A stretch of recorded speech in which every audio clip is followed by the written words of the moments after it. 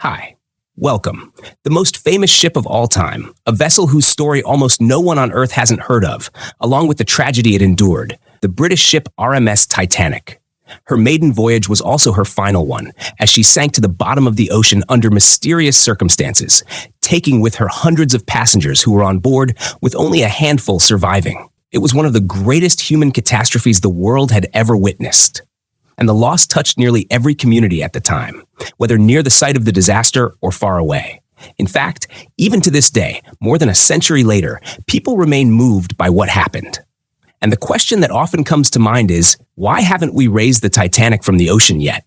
Especially now that humanity has advanced equipment and modern submarines. It was a unique ship, and bringing it up would be a monumental event that might ease, in some way, the painful memory of its fate.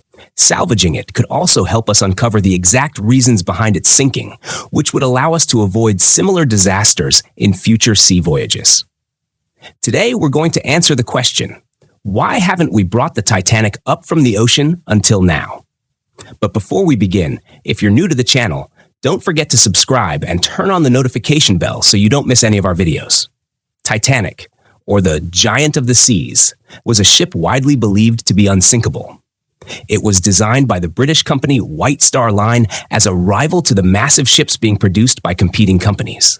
Indeed, when Titanic was unveiled in 1911, it surpassed every ship in the world at the time in terms of luxury, strength, and supposed unsinkability. It became the ultimate example of size and grandeur, as its dimensions were literally comparable to that of a massive football stadium.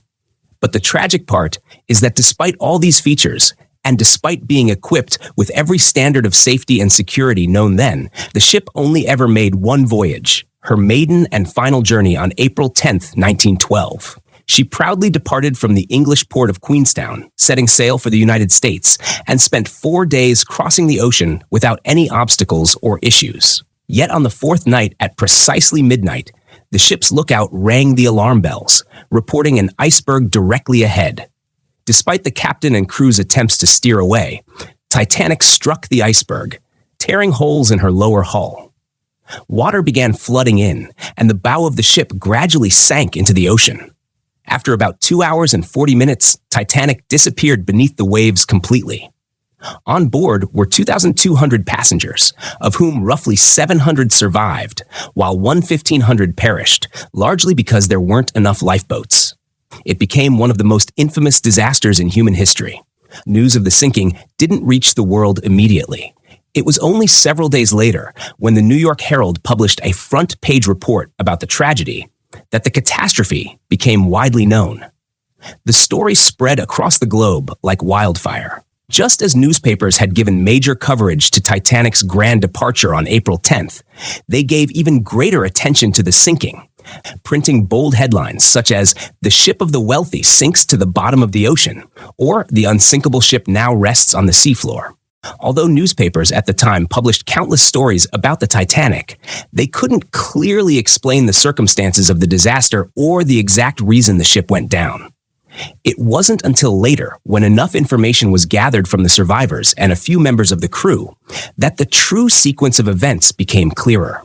Once the story was understood, protests erupted in the streets of London. The city was shaken by the uproar caused by the tragedy that had struck the ship and its passengers, and demonstrators condemned all those deemed responsible for the catastrophe, demanding strict measures to ensure the safety of future sea travelers. Yet, experts at the time argued that despite Titanic's sinking, it was still considered one of the safest ships ever built. They insisted the primary reason it sank was simply that it encountered the iceberg too suddenly while moving at high speed, an accident beyond anyone's control. But regardless of the cause, the fact remains, Titanic still rests at the bottom of the ocean. So why was it left there all this time? Was it a matter of money? Surely not. Many of the victims' families were wealthy, and financing such a project would not have been impossible. Was it perhaps a matter of equipment? That too. Not exactly. Even in that era, there were machines and tools available that could attempt such a feat. So if funding and equipment weren't the main obstacles, then why wasn't Titanic recovered? The truth is, the biggest reason they didn't bring her up was because no one actually knew where she was. Titanic didn't sink in a small lake or a swimming pool. It sank in the vast Atlantic Ocean, the second largest ocean on Earth. The exact coordinates of the wreck were unknown for decades, and to make things even more difficult, large objects like ship debris don't simply stay where they fall. They can shift and drift due to strong ocean currents, scattering wreckage far from the original sinking site. So at the time, no one really knew where the ship was. But still, until they could pinpoint the exact location, people began proposing ideas for how Titanic might one day be raised from the ocean. Specialists and even non-specialists suggested all sorts of scenarios. Some imagined lowering a giant electromagnet into the water to pull the ship's hull upward, reasoning that once it attached, they could simply lift it to the surface. Others proposed using liquid nitrogen to freeze the entire wreck, turning it into a massive block of ice that would naturally rise and float on the surface of the ocean, just like ice cubes float in a glass of water. Everyone had their theories, and humanity as a whole seemed deeply fascinated with the idea of bringing Titanic back. But unfortunately, just as these ideas were circulating and people were debating, something happened that silenced all the discussions. World War I, followed later by World War II. These global conflicts became a huge factor in why the scientific community essentially abandoned any focus on Titanic for decades. Once the wars ended and the world gradually stabilized, people began talking again about the ship and how it might be recovered. Research institutions started mapping the depths of the ocean, calling on experts and explorers to help determine the exact location of the wreck. Yet, all attempts failed, right up until 1985. By then, the sinking of Titanic had become a cultural phenomenon, immortalized by artists, filmmakers, writers, and musicians. But when the wreck was finally discovered, simply honoring it through art was no longer enough. Humanity had renewed determination to actually raise Titanic itself from the sea. On September 1st, 1985, a joint American-French expedition led by Robert Ballard finally discovered the wreck of the Titanic lying at the bottom of the Atlantic Ocean, about 73 years after the ship had sunk. But the exploration team quickly noticed something shocking. The ship had actually broken in two not long after going under, before even reaching the seabed. Its remains were scattered across an area nearly 1,600 meters wide, resting at a depth of more than 3,800 meters. Surrounding the wreck, they found an enormous number of items and belongings: plates, furniture, crates, and metal objects. While some of these artifacts were remarkably well preserved, the ship itself had suffered severe damage from its long stay in the ocean. Despite having spent decades searching for it, the explorers made the decision not to raise the wreck. Instead, they placed a sign near the site reading, "The ship is badly damaged and in poor condition. Please do not touch." And then they resurfaced, leaving the Titanic where it was. But why? After more than 70 years of searching, why simply find the ship, mark it, and walk away without even attempting to bring it up? Any effort to lift it would cause the structure to collapse entirely and disintegrate into fragments.